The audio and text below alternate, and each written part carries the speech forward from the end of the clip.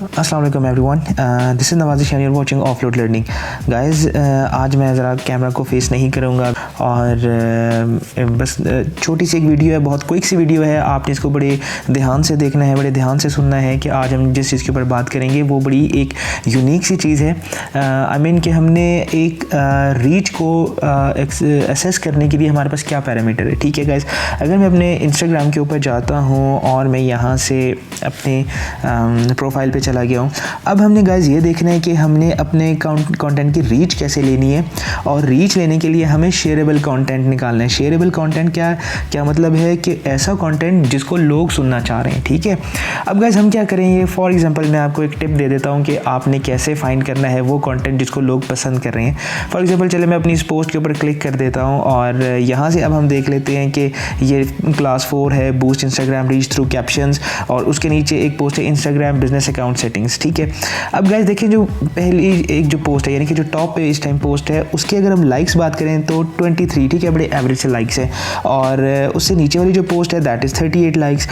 अब गाइस क्या हो रहा है कि अगर मैं इससे नीचे वाली पोस्ट के ऊपर जाता हूँ, उसके ऊपर हमें मिल रहे हैं 28 लाइक्स। ठीक है, अब यानी कि 28, 38 एंड 23, इनमें से देखें सबसे अच्छी पोस्ट कौन सी है जिसको हमें लोगों के साथ शेयर करना चाहिए, जो लोगों को पसंद आ रही है, जिसके ऊपर हमें ऐड रन करना चाहिए बेसिकली। ठीक है, तो अब ये आपको नज़र आ रहा होगा 38 लाइक्स वाली एक पोस्ट है। ठीक है, अब गाइस देखें ये तो लाइक कर लिया लोगों ने, लेकिन एक्चुअली क्या होता है कि लोग कैसे असेस करते हैं, या एक डिजिटल मार्केटर कैसे असेस करता है कि कौन सी पोस्ट अच्छी है जो ऐड के ऊपर अच्छा परफॉर्म करेगी। गाइस वो लाइक्स नहीं है। ठीक है, वो लाइक्स नहीं है, वो मैं आपको बताता हूँ कि वो आपको कैसे पता चलेगा। देखें ये पोस्ट कितनी अट्रैक्टिव है, ये पोस्ट कितने काम की चीज़ है एक ऐसे यूज़र के लिए जो आपको इस जो आपकी पोस्ट को लोगों के साथ शेयर करता है या डिस्कस करता है या वो अपने पास सेव कर लेता है। ठीक है, तो गाइस जितने लोगों ने ज़्यादा आपका कंटेंट सेव किया होगा वो पोस्ट आपके काम की पोस्ट होगी। बात समझ आ रही है? आपने लाइक से अंदाज़ा नहीं लगाना।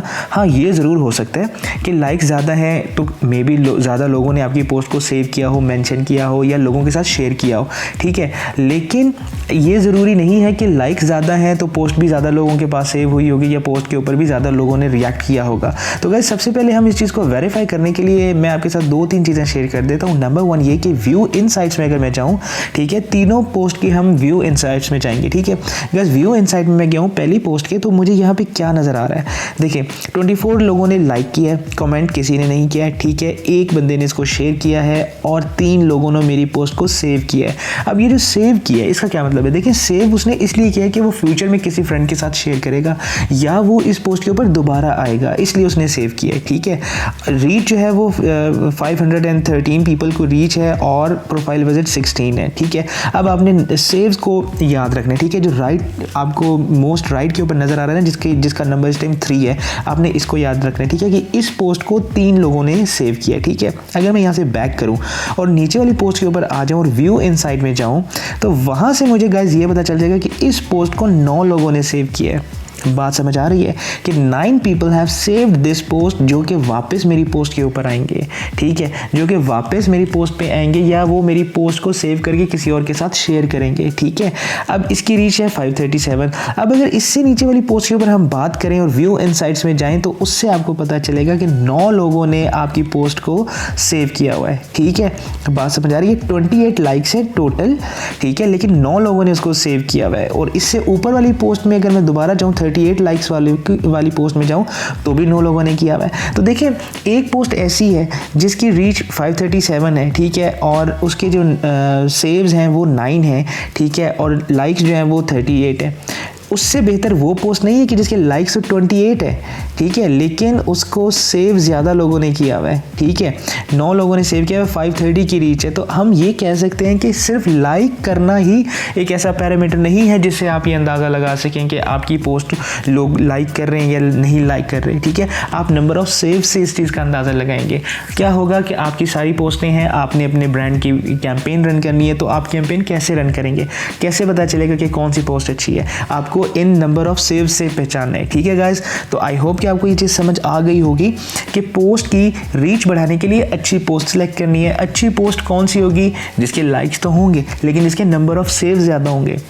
नंबर ऑफ सेव्स का मतलब ये है कि लोग उसको अच्छा समझ रहे हैं। बात समझ आ रही है? पोस्ट तो आपकी वो भी लाइक कर देगा जो कि आपका फ्रेंड है, जो कि सिर्फ इस कैपेसिटी में कर देगा कि आपके दोस्त का पेज है, ठीक है, और वो उसको जस्ट लाइक कर देगा। लेकिन सेव वो करेगा जो इसको एक्चुअली पसंद कर बैठा है, ठीक है, जो इसको दोबारा रीयूज़ करेगा, जो इसको अपने किसी दूसरे कलीग के साथ या फ्रेंड के साथ शेयर करेगा, ठीक है गाइस। एक तो बात हो गई ये कि आपको इस तरीके से पता चलेगा कि आपको क्या रिएक्शन आ रहा है, ठीक है।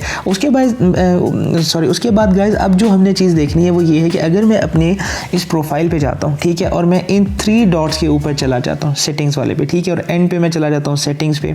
अब सेटिंग्स पे जाने के बाद अगर मैं अपने अकाउंट में आ जाऊँ, ठीक है, अकाउंट में आने के बाद अगर आप देखें कि योर एक्टिविटी क्या आपको दिखाती है, ठीक है। अब इस एक्टिविटी के थ्रू आप थोड़ा सा एक वर्किंग करेंगे, आप थोड़ा सा रिसर्च करेंगे, ठीक है, कि लिंक्स यू हैव विजिटेड, ठीक है, आपने फेसबुक पे किया, आपने जो भी चीज़ों को अपने मेजर किया, ठीक है। अब यहाँ से अब टाइम में चले जाएंगे। टाइम अब आपको ये बता रहा है कि एवरेज 16 मिनट्स, ठीक है, डेली एवरेज 16 मिनट्स, यानी कि the average time you have spend per day using Instagram app on this device in the last week, ठीक है।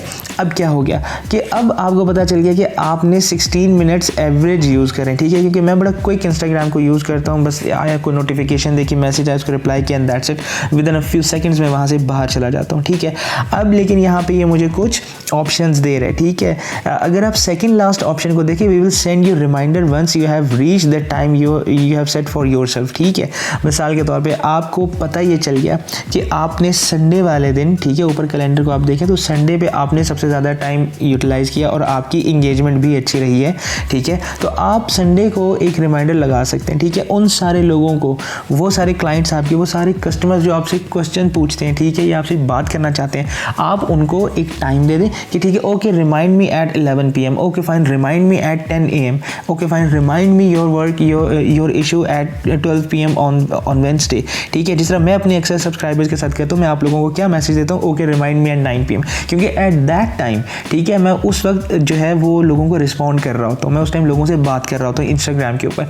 तो मैं आप यहाँ से जाएंगे और उसको एक रिमाइंडर भी लगा सकते हैं, ठीक है, नोटिफिकेशन को चूज़ कर सकते हैं, ठीक है। फॉर एग्जाम्पल लास्ट ऑप्शन को अगर आप देखें, लिखा है choose which Instagram notification you receive, you can also mute push notifications, ठीक है। ये पुश नोटिफिकेशंस क्या होती हैं, पुल नोटिफिकेशंस क्या होती हैं, इसके ऊपर हम बाद में बात करेंगे, but you can find the way कि आप लोगों से कैसी बात करना चाह रहे हैं, ठीक है। अब आप इस चीज़ को कोरिलेट करें अपने उस चीज़ के साथ कि आपने फाइंड किया पोस्ट को, ठीक है, कि आपकी कौन सी पोस्ट अच्छा रिएक्ट कर रही है, कौन सी पोस्ट आपके अच्छा रिएक्ट नहीं कर रही, वहाँ से अपनी पोस्ट को सिलेक्ट करें, ठीक है। यहाँ पे लोगों के साथ आप अपना आके टाइम को सेटल करें, ठीक है, और तब आप देखेंगे क्या आप लोगों के साथ जब रिस्पॉन्ड करेंगे, ठीक है, और आपके अकाउंट से जब इंटरेक्शन लोगों के साथ बढ़ेगा तो क्या उससे आपकी इंगेजमेंट के ऊपर या आपकी रीच के ऊपर बेनिफिट नहीं होगा। मतलब एक अकाउंट के साथ गाइस मैं आसान कर देता हूँ, मैं मज़ीद आसान कर देता हूँ। देखें, आपने लोगों को कहा कि रिमाइंड मी या talk to me on Instagram around 1 PM, ठीक है, आपने सबको इकट्ठा कर लिया 1 बजे कि मैं आपकी बात का जवाब दूंगा, ठीक है। अब 1 बजे जब आप लोगों के साथ बात कर रहे होंगे तो इंस्टाग्राम का एक अकाउंट होगा और वो 10 अकाउंट्स के साथ बात कर रहा होगा, तो इंस्टाग्राम को ये लगेगा ना कि ये 10 अकाउंट्स इसके साथ क्यों बात कर रहे हैं, क्योंकि ये कोई एक इम्पॉर्टेंट अकाउंट है, इसकी अथेंटिसिटी ज़्यादा है, क्यों 10 के 10 लोग, क्यों 20 के 20 अकाउंट्स इस वक्त इससे बात कर रहे हैं, ये इतना एक्टिव क्यों है, इनका इंटरेक्शन इस वक्त ज़्यादा क्यों है। इसका मतलब है कि ये बिज़नेस इतना अच्छा है, ये बिज़नेस अकाउंट इतना बेहतर है कि लोग इसके साथ इंटरेक्शन करते हैं। जब इंटरेक्शन बढ़ेगा तो एंगेजमेंट नहीं बढ़ेगी, क्या रीच नहीं बढ़ेगी, और ये सारे ऑर्गेनिक तरीके हैं जिस तरीके से आप लोगों के पास जाते हैं, उनसे बातचीत करते हैं और आपकी अकाउंट की हेल्थ को बढ़ाते हैं। तो पहले आप क्या करेंगे, नंबर 1 तरीका मैंने आपको क्या बताया कि आपने जस्ट जाना है और अपने अकाउंट की व्यू इनसाइट्स में जाने के बाद नंबर ऑफ सेव्स देखने हैं, उस पोस्ट को सिलेक्ट करके लोगों के साथ शेयर करें, ठीक है, वो पोस्ट उठा के लोगों के साथ शेयर करें, उसकी बूस्टिंग करें। जब हम एड्स के ऊपर चलेंगे तो पोस्ट कैसे सिलेक्ट करते हैं, इसी तरीके से सिलेक्ट करते हैं कि जिसके ऊपर नंबर ऑफ सेव्स ज़्यादा आते हैं। एंड नंबर 2 क्या करेंगे, आप फ्रीक्वेंसी को बीट करने के लिए, आप अच्छी एंगेजमेंट को मीट करने के लिए क्या करेंगे, अपना एक टाइम निकालेंगे जिस टाइम आप सबसे ज़्यादा एक्टिव होते हैं, लोगों को उस टाइम बुलाएंगे, लोगों से उस वक्त बात करेंगे। बात समझ आ गई। आज के लेक्चर में 2 टिप्स के ऊपर हमने बात किया। तो गाइज आई होप कि आपको आज के लेक्चर समझ आ गया होगा, लेकिन अगर थोड़ा सा टेक्निकल लग रहा है तो प्लीज़ मुझे आप कमेंट्स में लाजमी बताएं और मैं इसको मज़ीद क्लैरिफाई करूँगा कि एक वक्त में बात करने करने से आपके अकाउंट के ऊपर क्या असर पड़ता है। तो गाइस मिलते हैं अपने नेक्स्ट वीडियो में।